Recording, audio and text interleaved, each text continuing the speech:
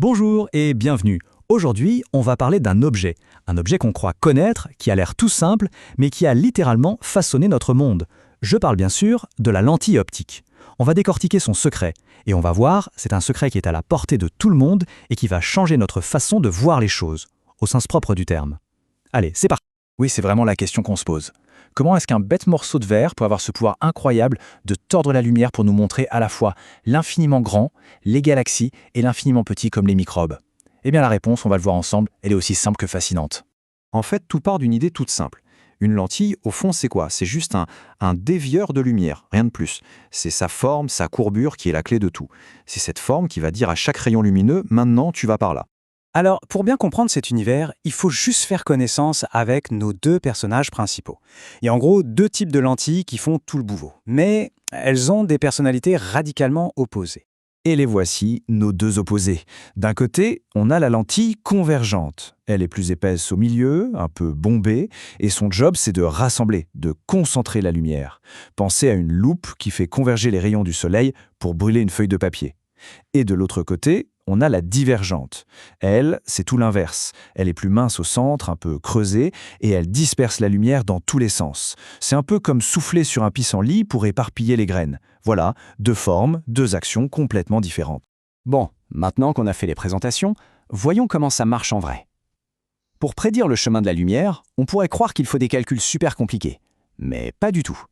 En fait, il suffit de connaître trois petites règles de base. On va les appeler nos trois rayons magiques. Eh oui, c'est ça qui est fou. La physique optique, ça peut être d'une simplicité déconcertante. Imaginez, des millions de rayons partent d'un objet. Mais pour tout comprendre, on a besoin d'en suivre que deux. Ou trois. Juste deux ou trois.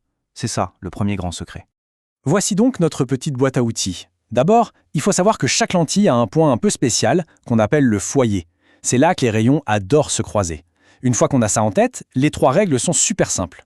Règle numéro 1, un rayon qui passe pile poil par le centre de la lentille, il n'est jamais dévié, il continue tout droit, comme si de rien n'était. Règle numéro 2, un rayon qui arrive bien parallèle à l'axe principal, eh bien il est forcément dévié pour passer par le fameux foyer après la lentille. Et la règle 3, c'est tout simplement l'inverse. Un rayon qui passe par le foyer avant d'arriver à la lentille, il va en ressortir bien parallèle à l'axe. C'est tout. Et pour s'en souvenir, c'est encore plus simple. Il y a trois petites phrases à retenir, des sortes d'aides-mémoire. Une fois qu'on les a, on peut tracer quasiment n'importe quel rayon. La première, parallèle en entrée, foyer en sortie. La deuxième, c'est l'inverse. Foyer en entrée, parallèle en sortie. Et la troisième, la plus facile, centre, toujours tout droit. C'est aussi simple que ça. Ok, maintenant qu'on a les règles du jeu, on va pouvoir les utiliser pour faire apparaître la magie.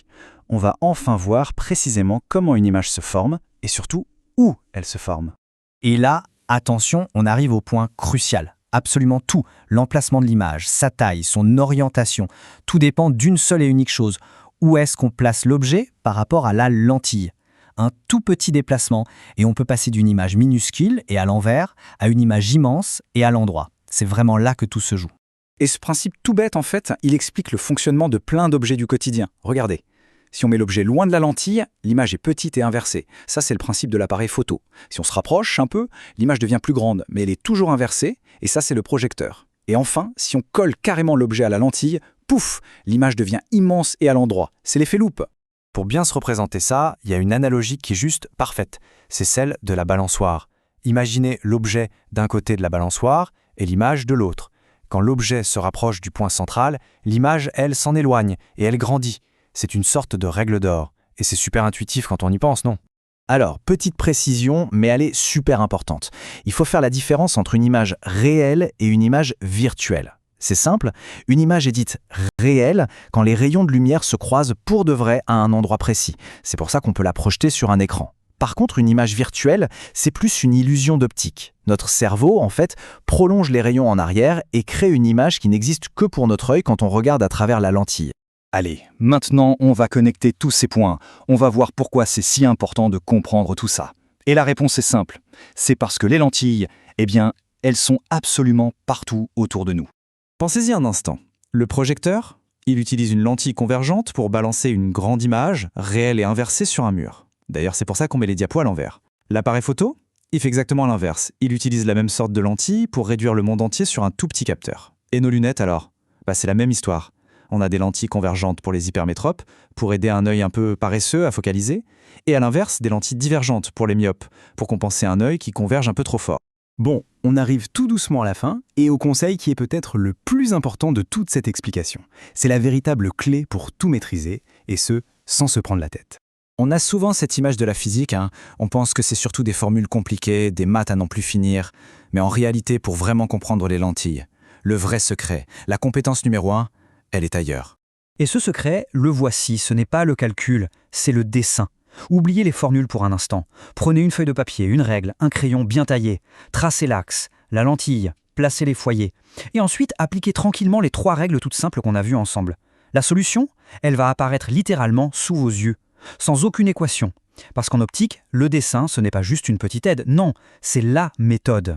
Et voilà, c'est sur cette pensée qu'on va se quitter. C'est un vrai changement de perspective quand on y pense. Maîtriser les lentilles, au final, ce n'est pas tant une question de mémoire, mais plutôt une question de méthode, une méthode visuelle. Alors la prochaine fois qu'un problème d'optique se présente, le premier réflexe à avoir, ce n'est pas de chercher une formule dans un livre, mais bien de prendre un crayon et de commencer à dessiner.